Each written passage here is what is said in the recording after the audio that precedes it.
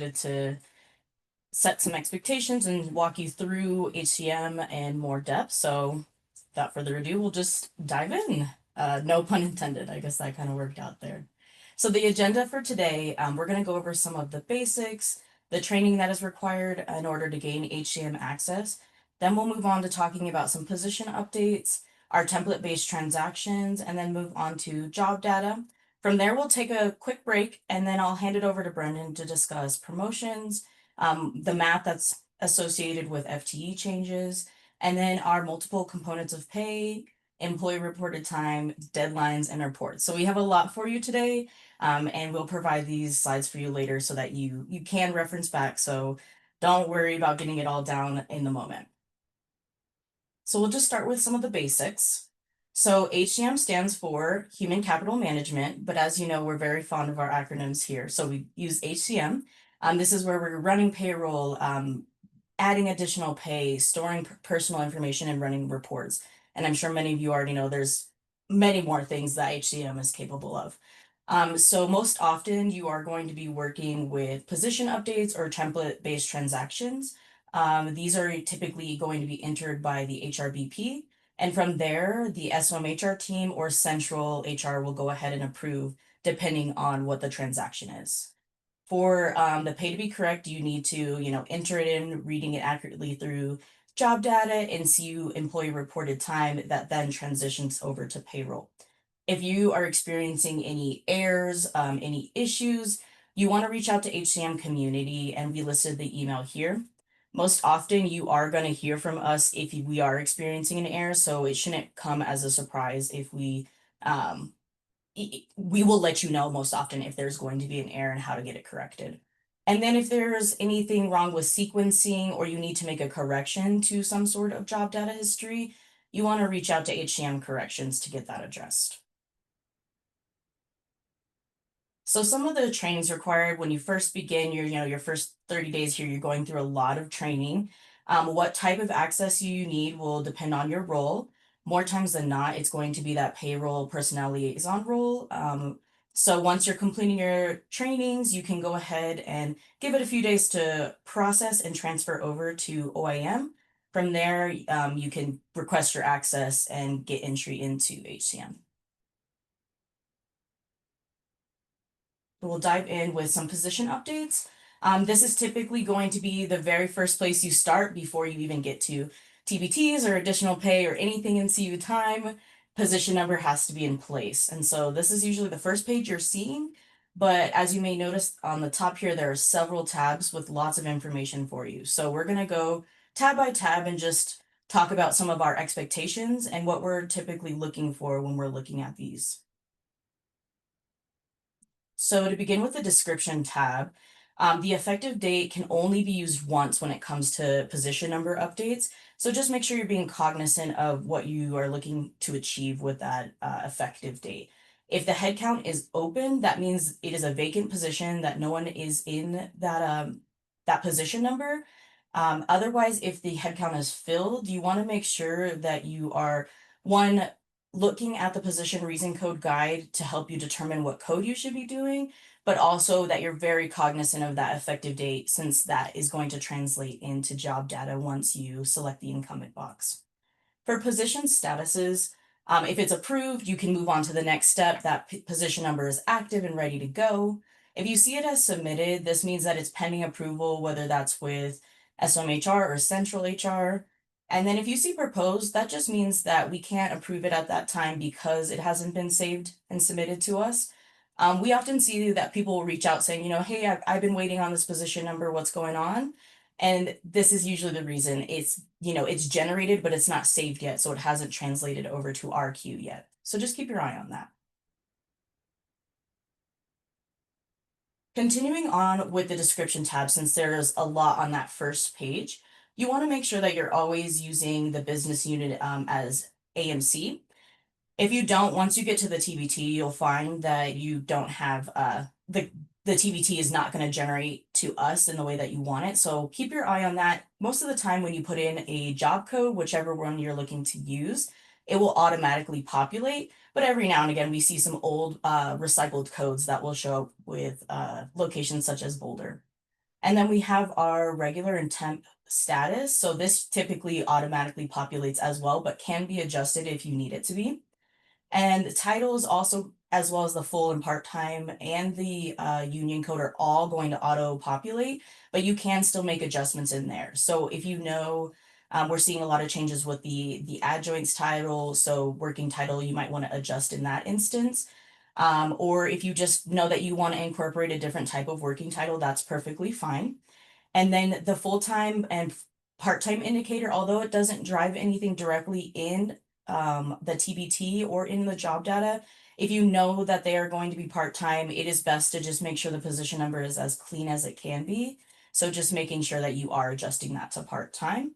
And then you don't need to worry too much about the union code as this will auto-populate. You can leave it as it is. And just a little bit more of that description tab, since this is kind of the meat and potatoes of updating a position number. You want to make sure that it always has USA listed on that the region area. And then as for the department, this is you're creating the position number for whatever department. You want to make sure you're using that department number. Should always say CU, and then the location is typically going to auto generate when you enter in the department code. But if you need to make adjustments, you certainly can do so at that time. And then the reports to is going to be the position number associated with the supervisor for that role. So if you're trying to enter in their employee ID, it's not going to work. So make sure you're going back and looking at what position number they have. And then your dotted line is sometimes used, but more times than not, it's going to be blank. And then there are, security level clearances that can be added within a position number, but we don't see this super often.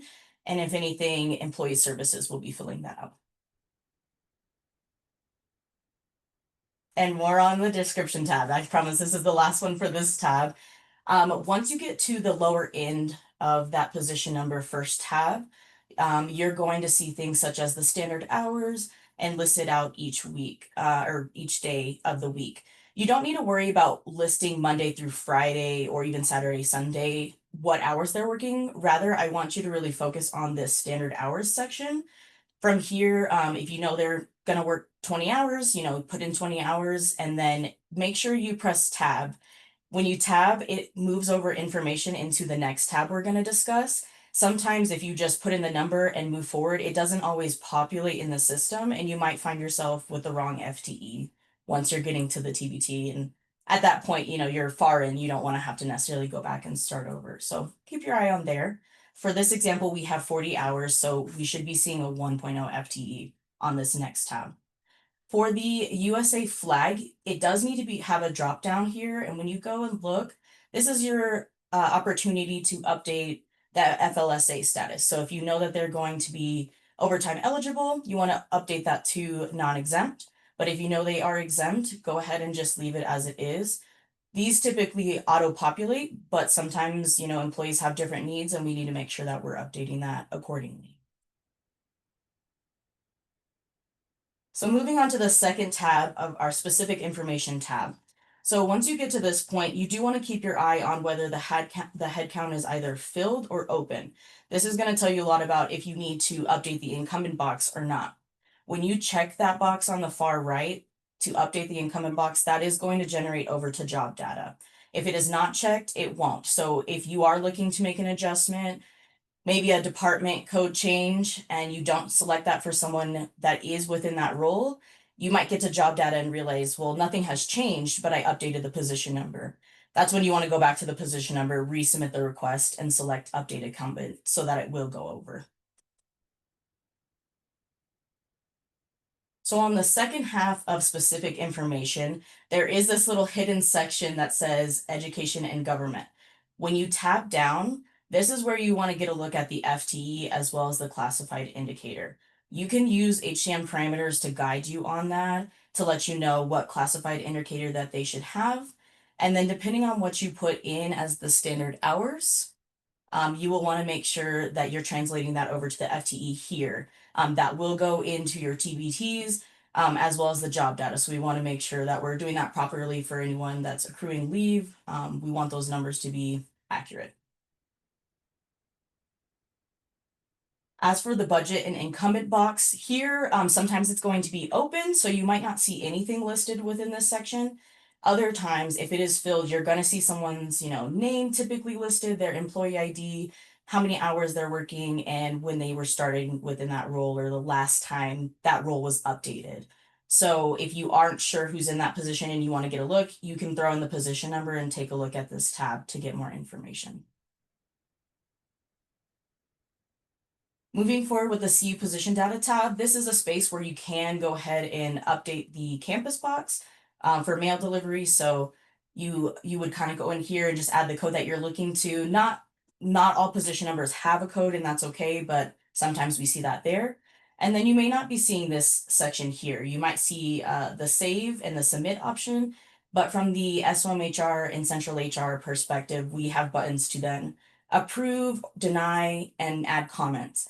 For these ones, I know it can be frustrating. We don't have a pushback button for position numbers, so if it's incorrect, we do have to deny it. If you need that same date, you'll have to work with corrections. Otherwise, you can send in an updated request with the proper fields filled in, and we'll get that approved for you. As for the last tab, are the CU position compensation tab. This is where you can see the UCCs for employees. SOMHR can make edits to faculty ones, but we can't do that for university staff. So you will want to make sure that if you are having any issues with the code for staff, you reach out to your TAC to help you get that updated. And just some helpful hints here. So you want to make sure that you're remembering effective date for positions can only be used one time. So if you know you need it on a specific date and it's not filled, we do ask that, give yourself a little bit more time. Maybe if you know someone's starting in the role on the 15th, maybe create the position on the 1st so that you have wiggle room to make adjustments before adding an incumbent into that position number. And the reason codes are going to generate a lot of what you're seeing available for the position numbers. So keep your eye on those codes. We do have a guide for you that will tell you if you need to check the incumbent box, what code to use, and the purpose of that code. Pay attention to if there is going to be an incumbent as that is going over to job data. I've already mentioned those codes for you and I gave you a link here. And then remembering that SOMHR is going to take care of the position updates for faculty, whereas central HR, you have the transaction center. They're going to help you out with the university staff, retirees, and temps. So before I move on to template-based transactions, I just want to take a moment to see if there are any questions I can address. So Jean put something in the chat about making sure that you have the faculty rank in the working title. So yes, the badge works. The badge works. Yes, and in particular for codes 1201 through 1205, we are specifically looking at that working title to make sure it does have the rank listed with adjoint next to it. All right, I'm not seeing anything else in the chat, but if that changes, I'll pop over and address those. So we'll move on to TBTs. So once you've completed your position number, you're approved, you can go ahead and once you have all the documentation put together, you can go ahead and finalize with that template-based transaction. So this is what's going to be reviewed and approved to go over to job data. So we only have so many options when it comes to pushing back and denying. The system is very particular about what we can push back versus what we have to deny for. So if you have a pushback, it's likely because the effective date is wrong, the pay group, the employee type, maybe the compensation or the rate, the comp rate code, as well as, if we need comments or more information, we can push that back to you. When it comes to the first part of that TBT where it's generating from a position number, we have to deny that as it can't be updated within the TBT. So that's where that denial comes from. There are many types of TBTs. So we have our hires and rehires, as well as our additional jobs in one category. Then we have transfer options, pay rate change options, data changes, and then we have leave and termination. And I just want to note here, the leave and termination section cannot be approved by SOMHR. You will have to reach out to either the leave team or Brad Mather's team to address the termination if it's not already auto approving for you. So starting out the TBT, your first page, when you go into the little like rocket launcher thing that you see within HCM, you're going to go ahead and enter information to give the system an idea of what employee you're looking to update information for. So I always suggest using the employee ID as, only one is associated with one person at a time.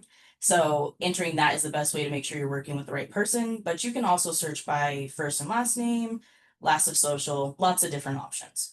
So once you enter that in, you have your search options. So the TBTs that we just talked about, maybe you want to do a hire, that's going to be an option within here. Maybe it is a data change. You can search that option within here.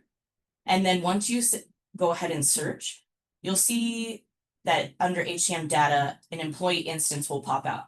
Whether they are hired yet or not, you may see multiple rows, you may see a new instance that needs to be created.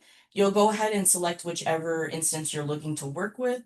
From there, you'll hit submit, and then you're gonna get a pop-up that asks you if this is a contract employee. You always want to say no.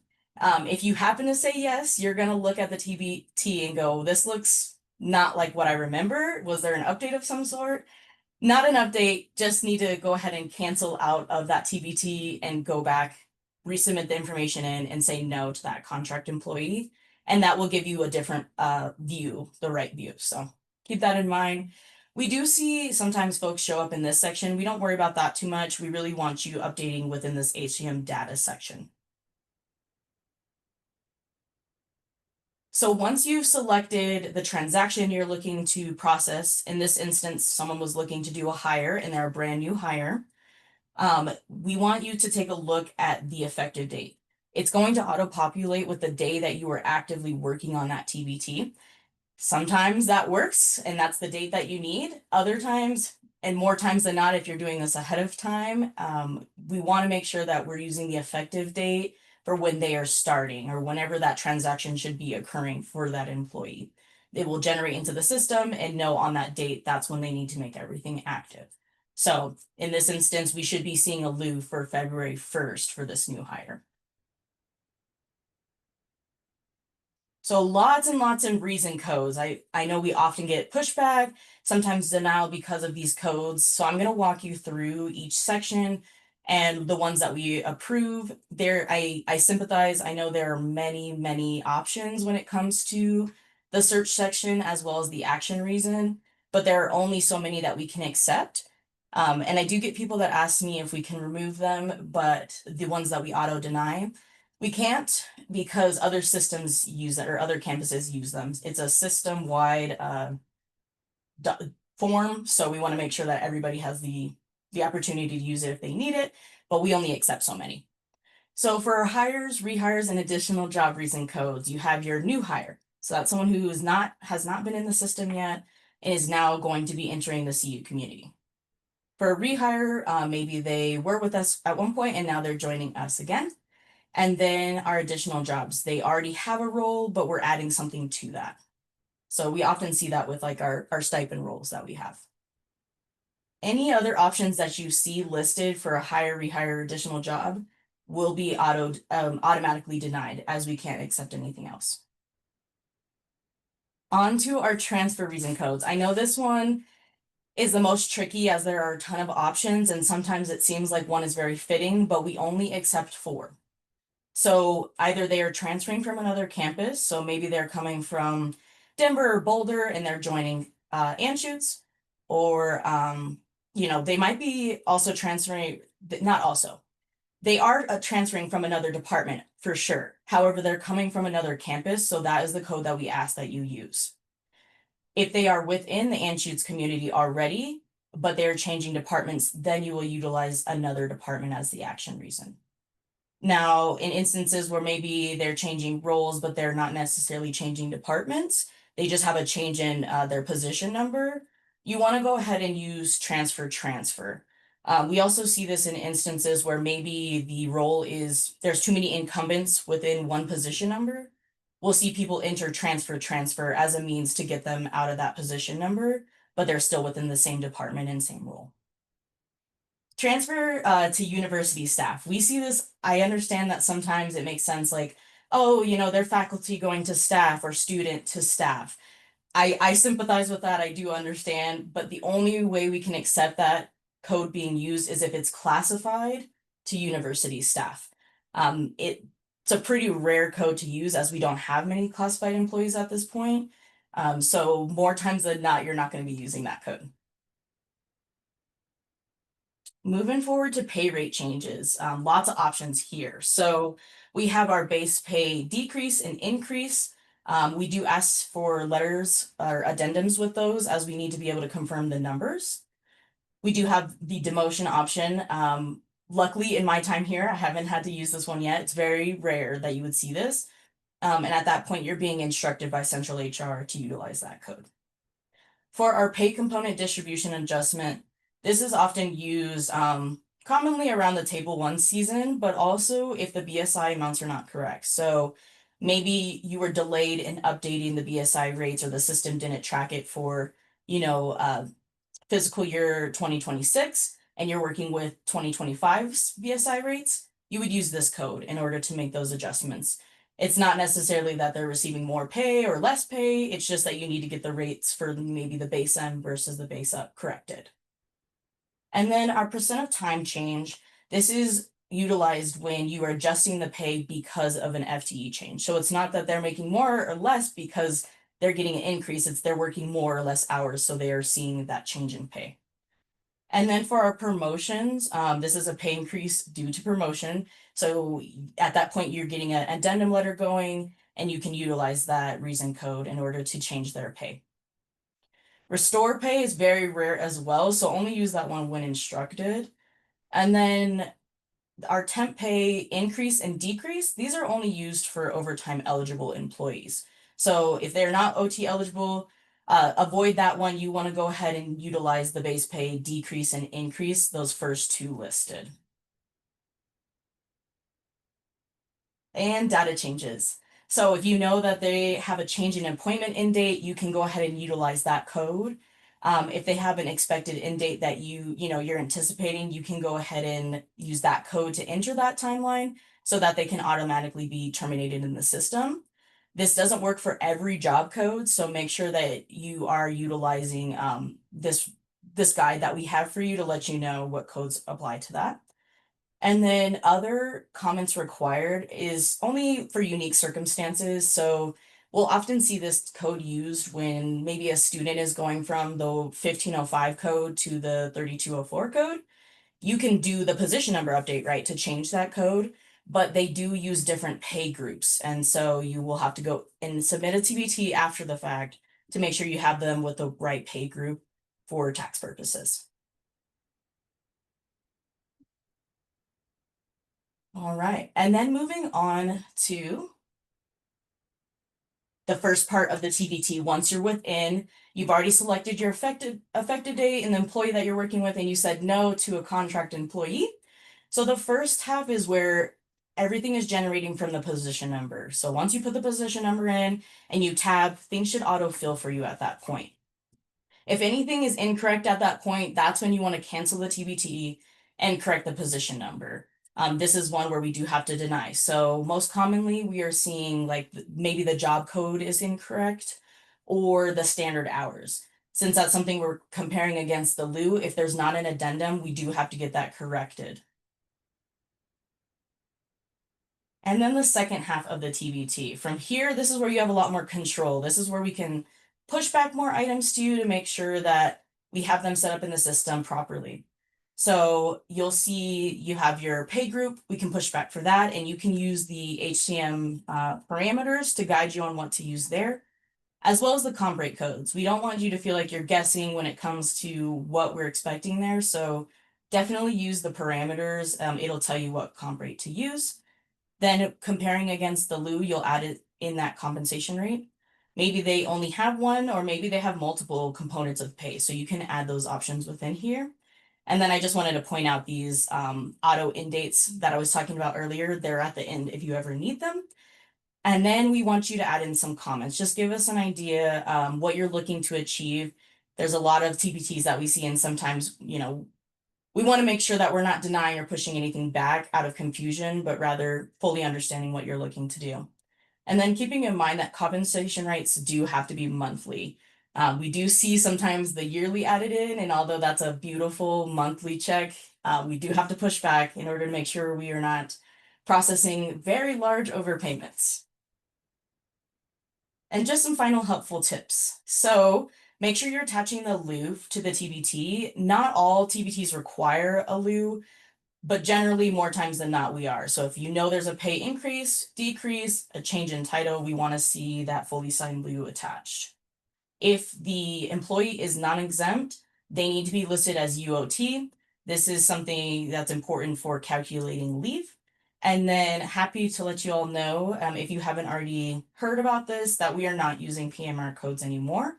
So the codes that we asked for related to a search or if something was late, we have other means to track that now, so you don't have to worry about submitting codes there. Just give us some comments on what you're looking to do.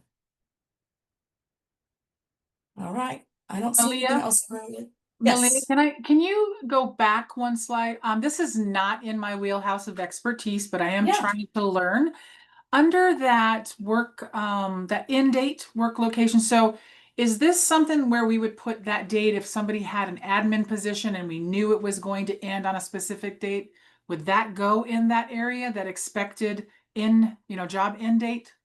You can put it in that area. However, depending on the code, it may not actually auto term the role. So you want to be very careful.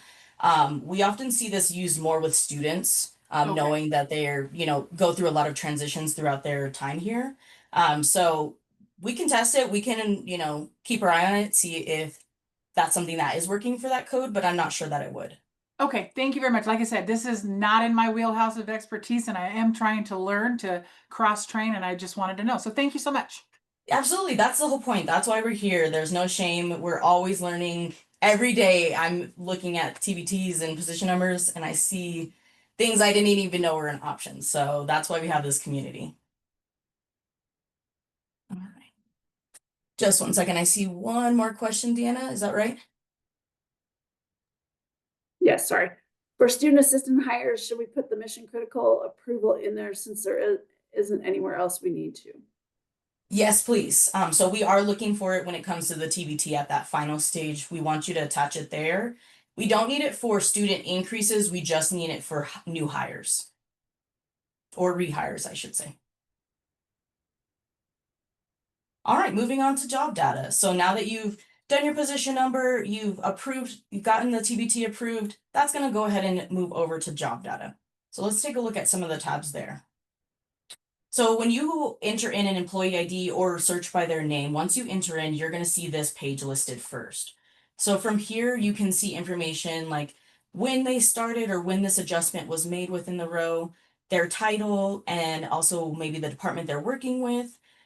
Also when changes were made. I always like to look at this section, especially when it comes to trying to time payroll.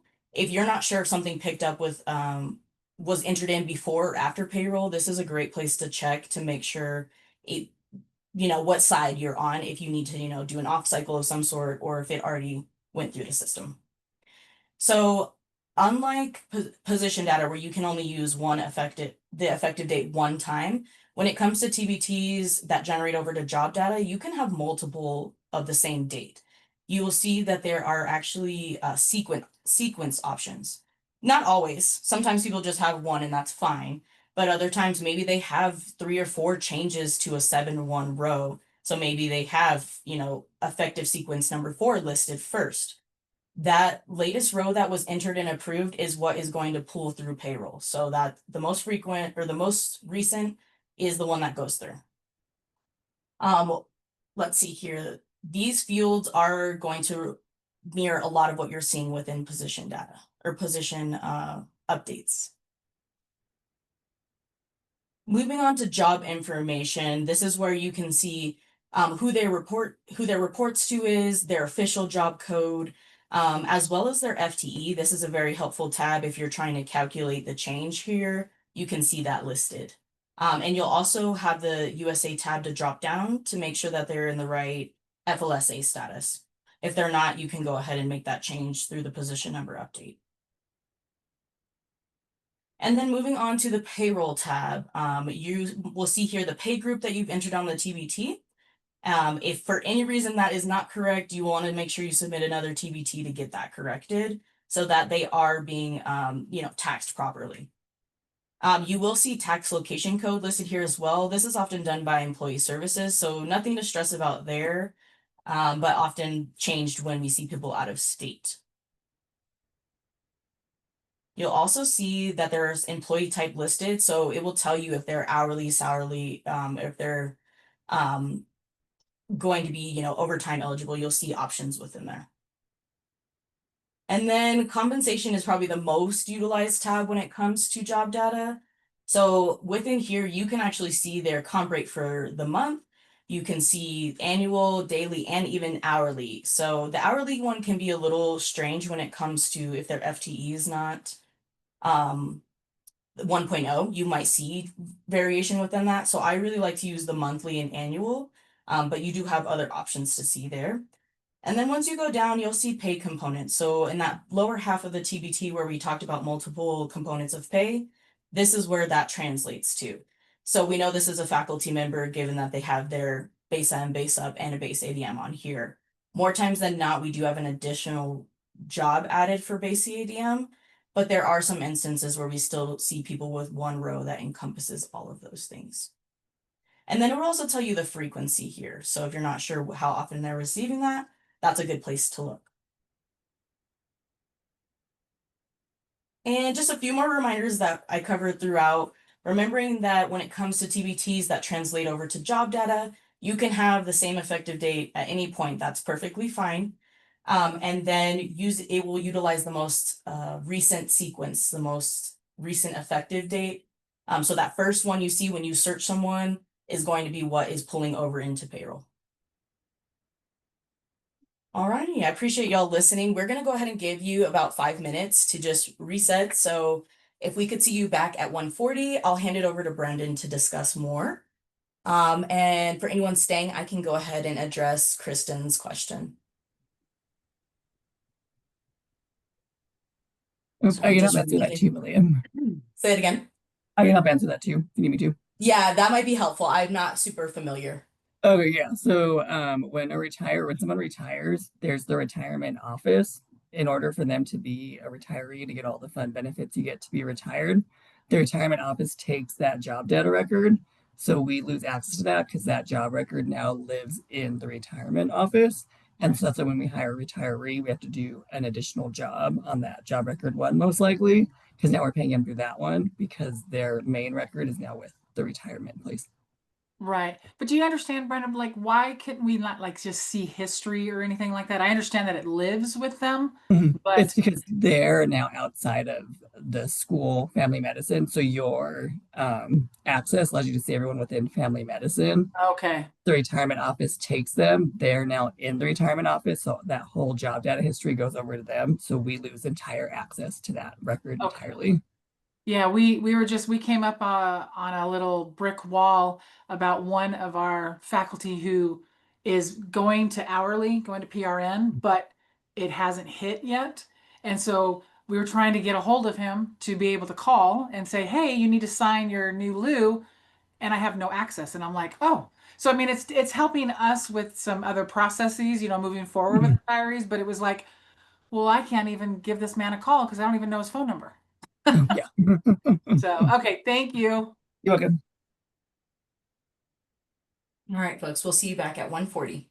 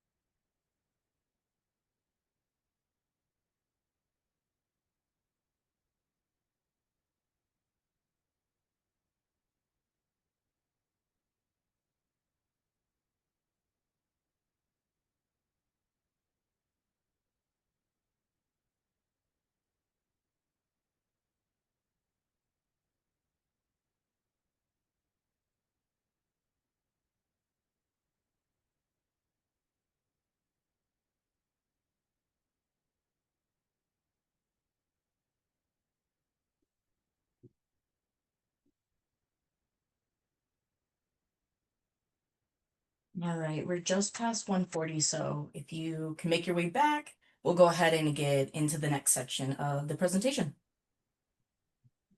Woo! I'm ready, Malia, if you want to go to the next slide. Okay, hello everyone. So we're going to cover promotions first. I do want to point out that for these promotions, this is just the technical part of getting them into job data, not all the other fun stuff we have to do to actually get the promotion approved. Next slide, please. So first, we're going to look at promotions for university staff. So with staff, it's a little bit different since central HR, specifically your TAC person, will enter in the position update for you. So when you need to get a promotion for a staff, make sure you enter in the promotion request through that transaction Smartsheet Center, and then they have an option for salary adjustment or promotion, and then you'll submit all things you need for that. And then during that process, TAC will enter in that promotion row for you on the position side. Next slide, please. So once that promotion, get all stuff approved, TAC enters that position update, you'll then do the TBT. So on that TBT, the action reason is pay rate change promotion. And then when we're in that TBT, you'll want to update the comp rate to match what that letter of offer is showing. And then make sure you're also adding in comments to address what's happening and attaching that fully signed addendum, Lou. We love comments. We know there's no more codes, but more comments, the more helpful it is, just in case there's something weird happening too. Comments always help us figure out what's going on. And then when we're approving that TBT, we use that letter of offer to double check that the position is updated correctly and that it matches the new job code that it should be at. And then when you're entering in that TBT, if you're noticing that the new job code doesn't match the LU, there is a data entry corrections request through that transaction center that you can submit, and then they'll help get that fixed. And then once the position update is fixed, you can submit the TBT. Next slide, please. So that was staff, and now we're going to move over to faculty. So for faculty, the HRBPs are still the ones that enter in that position update. So when you're preparing that position, you always want to do the position first. The effective date should reflect that date of promotion. So if it's November 1st, the effective date should be November 1st. The reason code should be FAC. So if they're going from like assistant professor to associate professor, it'll be FAC. Update the job code. You can change the working title if you want to. If not, you don't have to. That title will just match what that job code is. And then review and update other fields as needed. And then under that specific information tab, you want to make sure that update incumbents box is checked because you want to make sure it'll feed into job data. Another thing I do want to point out is for faculty promotions, if the faculty member isn't at a full 40 standard hours, the FAC row automatically changes it and puts it back to 40. So make sure you're moving it back down to whatever the appropriate standard hours should be. And then a couple other notes is if the salary increase is included with table 1, no other action is needed. The table upload will help fix the salary, adjust it to where it needs to be. If it's outside of that table 1 process, make sure you're submitting that EFRF packet to faculty affairs and following their process. And then next slide, please. Next slide, please, Lillian. Oh, there it is. Okay. There, okay. So then once you get everything completed through that faculty affairs process, if it's outside of table 1, you'll do another TBT. Again, that action reasons, pay rate change, promotion. You'll do all the same things similar to how you do staff. Make sure that effective date matches. Update the comp rates. For faculty, it's a little bit different if they're assistant professor or higher, because their pay will be split between base M and base up. We'll actually talk about BSI in a few slides later, so I'll jump deeper into that. And then again, make sure you're adding comments and attaching that fully signed loop. Next slide, please. And then just some helpful tips. Just remember that staff and faculty have different promotion processes. Staff use the PRO reason code, but Central HR does that position update for you, so don't worry as much for that. Faculty uses the FAC reason code, and then make sure that update incumbents box is checked. And then again, about the standard hours, if the faculty member isn't at 40 already, it's going to revert it back to 40. So make sure you're moving it back to like 30 or whatever it should be at. And then also if they're promoting to an assistant professor or higher rank, make sure you're matching it with the correct BSI rank according to that level. Are there any questions over promotions? It looks like we do have one from Jody. She's asking to do research, associate promotions, also use FAC, or do we still use PRO for those? For those ones, you'll still use PRO because they're not considered on that like faculty rank, so you can use PRO for the research associate ones. Any other questions? Sweet. Next slide, please. So now we're just going to go into calculations on how to calculate percent of time changes for both faculty and staff. Next slide. So again, for staff, if you're doing percent of time change for them, you'll submit to the transaction center. They'll do that position update for you, and then you'll do the TBT. And then for faculty, you'll enter in the PCT position update in HCM. And then once they're in there, you'll want to make sure that that effective date matches the date you want it to be effective. So if it's happening 11/1, that's the effective date you'll use for that. Next slide, please. And now just calculations on how to calculate a percent of time change. So we calculate this by taking the old monthly salary and divide it by the old FTE amount. And then once you get that number, you'll multiply it with what the new FT amount will be, and then that'll give us the new monthly salary. So for example, if we have an employee moving from 0.8 to 0.9, and their old salary is $4,000, to get to that new salary, you're going to take that 4,000 divided by 0.8, and then that gets you $5,000. So that's their salary at a 1.0, and then we'll multiply it by that new FTE amount. So it's at a 0.9, it'll put you at 4,500. So their new monthly salary is $4,500. Next slide, please. And this next one hopefully doesn't happen as frequently because Deanna's done a lot of work at getting all these stipends into their own position numbers. But I think we still have a few people that might have a stipend on their main job record. So when we're looking at a percent of time change where a faculty admin stipend is included, we want to make sure we subtract that admin stipend amount out.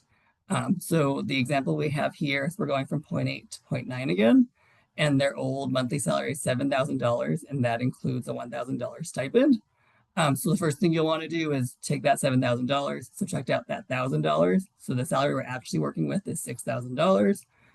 So then you'll take that 6,000 divided by the 0.8, you get 7,500 as your 1.0, and then you're going to take that 7,500 multiplied by 0.9, you get 6,750, and then between the 6,750 and the stipend, your new salary is 7,750.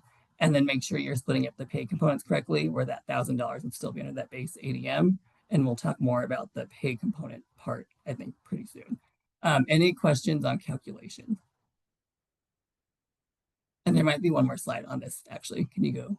Oh, and then Deanna also pointed out on the chat, we do have a nice handy dandy percent of time calculator. So if you don't like math, unlike me, this calculator does a lot of the work for you. It's on our Anschutz site under employee changes title. And then we also have a link here, and it'll be with the slides Emily sends out with her monthly email. Any questions?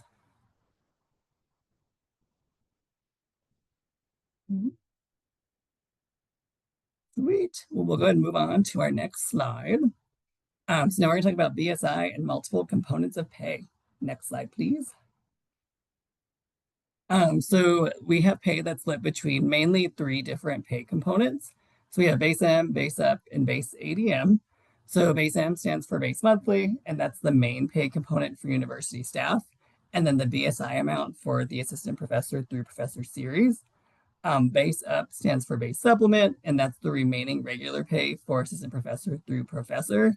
And it's also the main component for our research faculty and most other faculty job codes. It's like our postdocs, research fellows, like those kind of ones will be under base up. And then base ADM stands for base admin stipend, and that's only to be used for faculty administrative stipend amounts. So that's mainly for those new job codes now. It's like 1446 through 1464. So the fun like director, this assistant director, all of those will be with the base ADM. And Malia and Alicia will double check all of the fun pay components when they're reviewing that TBT. If they have any questions, they'll make sure to reach out. And then again, they are always entered in as a monthly amount when entering in the TBT. The only time it won't be monthly is if you're using in, we also have base H for hourly employees, but other than that, they'll always be monthly. And then we also have a components of pay parameters guide, and that helps you also determine which comp rate code should be used based off of that job code. Next slide, please. So just some more about the BSI. So the BSI establishes what the minimum salary is required to be an assistant professor or higher rank. These BSIs are set each year and they go into effect July 1 of each fiscal year. So basically what that means is anyone at the assistant professor or higher rank, they must be paid at least what the new BSI states. SOM Finance helps get these established. And then we also double check that when you enter in a higher or pay rate change, that's matching that new BSI amount. Also, like when your table loads, make sure you're double checking your faculty and that they're matching that new BSI rate. And then one last thing about BSI is they are prorated based off of FTE. So again, if a faculty member is not at a 1.0, then their base M is prorated to match that rate. So an assistant professor is 7,889 at a 1.0. So if they're at a 0.85, you would just multiply that amount by the 0.85, and it'd be that 6705.65 amount. And then the base up is that remainder salary. So if you have someone that get a monthly salary of 10,000, you do 10,000 minus the 6705, and then base up is that remainder amount. Any questions on BSI and multiple components of pay?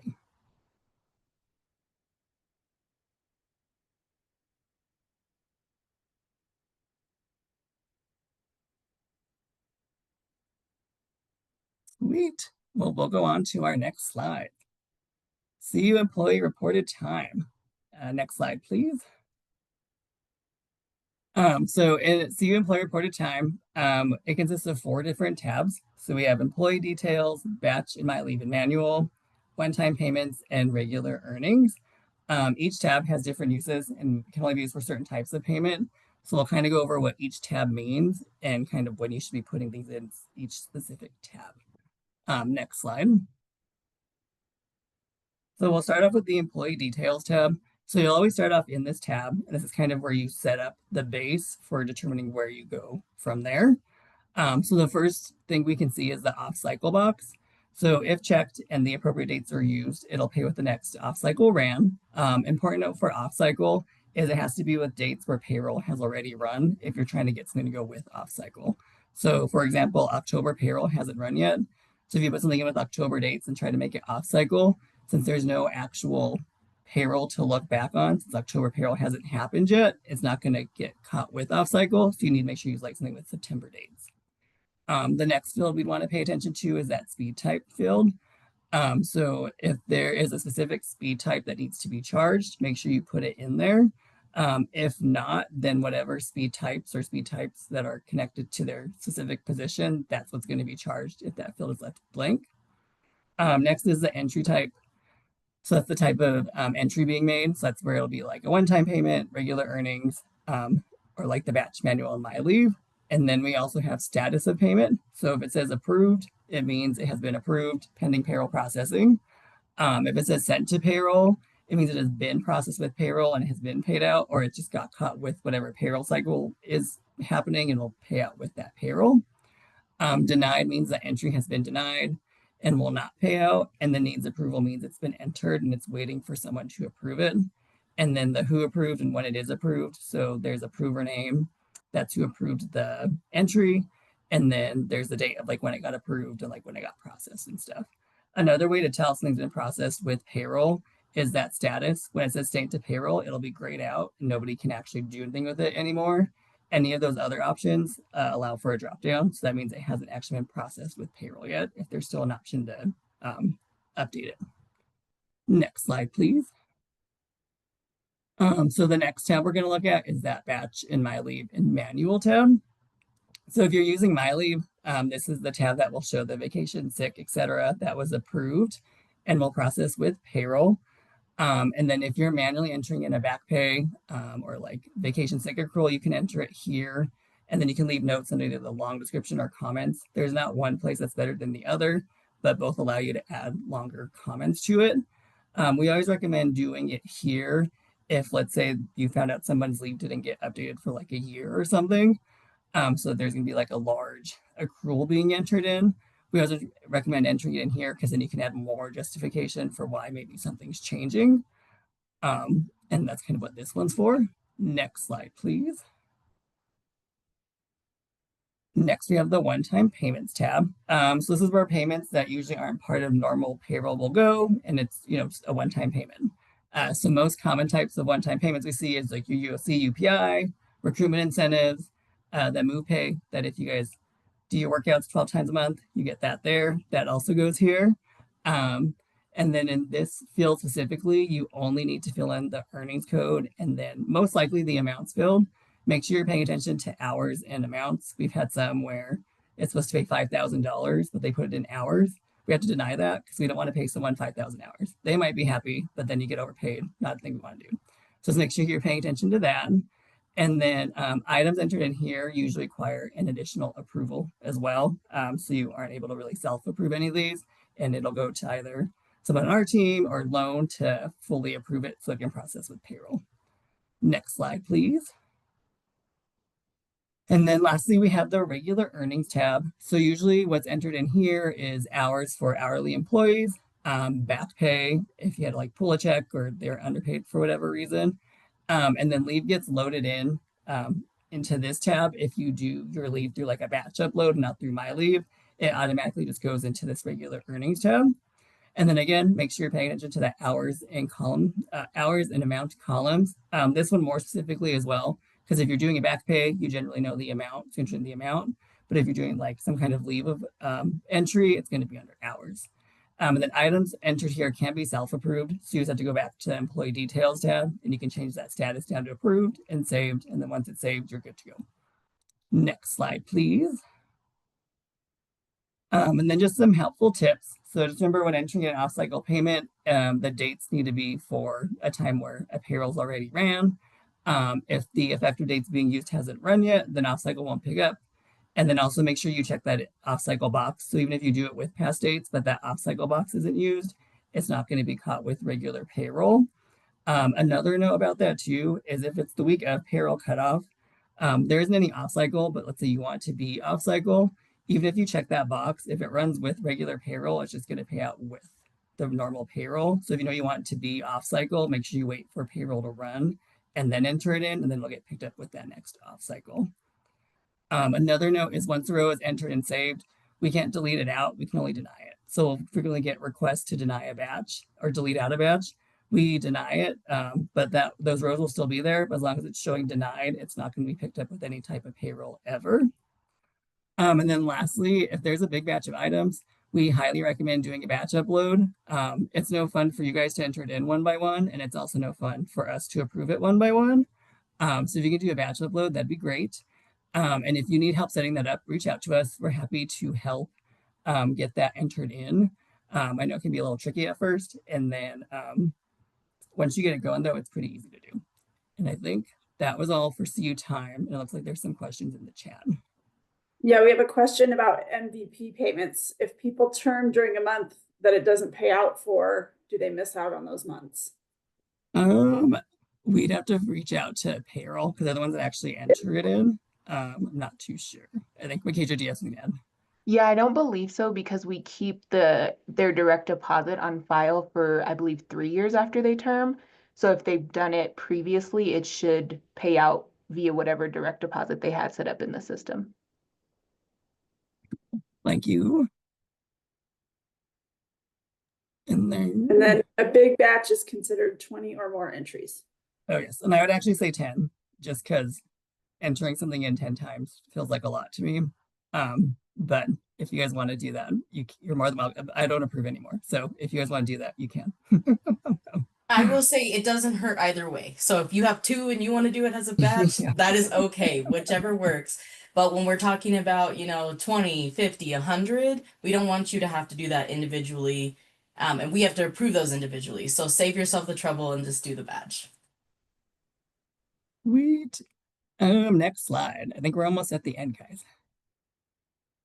Deadlines. Oh, our favorite topic, deadlines. Next slide.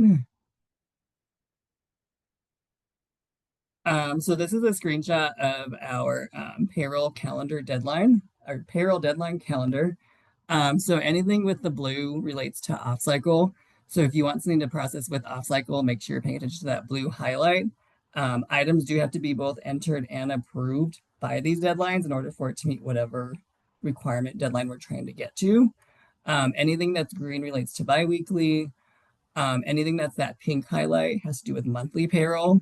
And then the pink like lettering where it says like additional pay deadline, those are set by Central HR, Salone and Felipe. Those are deadlines they've set for things they want to ensure they can get it processed with payroll. And then the yellow highlight is pull deadline. So if you need to pull a paycheck for a biweekly or monthly employee, make sure you're paying attention to those so you can get it pulled correctly and you don't have to do an overpayment. Next slide, please. So just some helpful tips. Again, pink is monthly, green is biweekly, the blue highlight is off cycle. There's no off cycle to get payroll cutoff. The one caveat to that is if the payroll deadline cutoff date falls on a Friday, then it's the following week there's no off cycle. And then also make sure you're paying attention to that paperwork deadline date. If you read Malia's email, it's all part of that fun email. And there's also specific deadlines that we ask to ensure we can get things processed for payroll. I'm sure you can all tell there's many approvals that go in, many things we have to look at, many other deadlines we're looking for. So that's why Malia does that email very nicely, just so we can make sure we can get things in as smoothly and as easy as possible. So thank you, Malia. Next slide, please.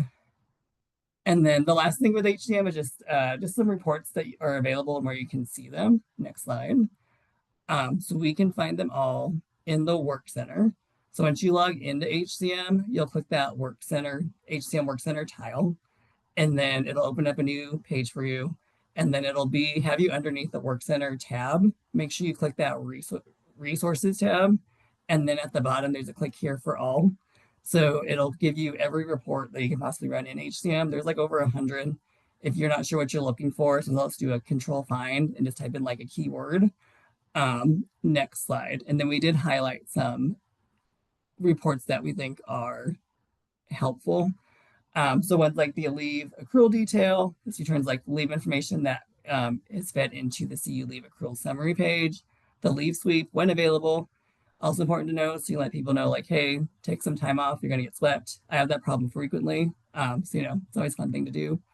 Next is the payroll register. This is good to run after each payroll cycle to ensure all of your people are getting paid appropriately.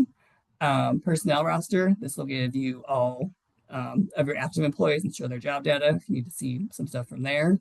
Time entry is a good place to look if you have like some one-time payments that might be pending approval, and just kind of see like if it's still pending. And then lastly, the training report, it just returns history of completed training courses of currently active employees. So I think that is our last slide. Any last minute questions for us?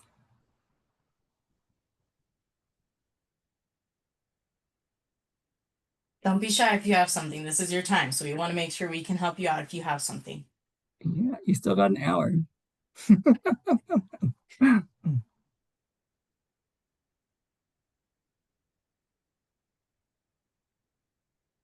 All right, I'm not seeing anything, so you know where to find us. You can always reach out to us. We have that SOM inbox for a reason. So we really appreciate you all being here to look more into HCM. Thanks, Okay, everybody. We'll see you next month.